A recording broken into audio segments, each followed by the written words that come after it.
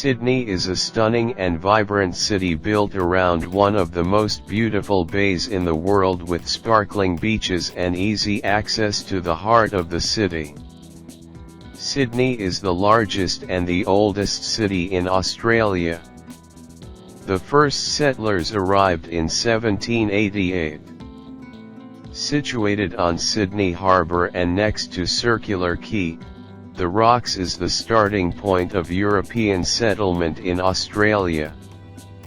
The neighbourhood is known for its colourful streets and elegantly restored buildings, entertainment venues, and specialty shops. The Sydney Opera House is arguably the main icon of Australian architecture. From north to south of the city, you will find beautiful white sand beaches, a few minutes by bus, ferry, or car. Besides its extraordinary beauty and structure, Sydney fascinates us with its mix of ethnicities that roam the streets, showing that peace and harmony is a natural process of human civilization.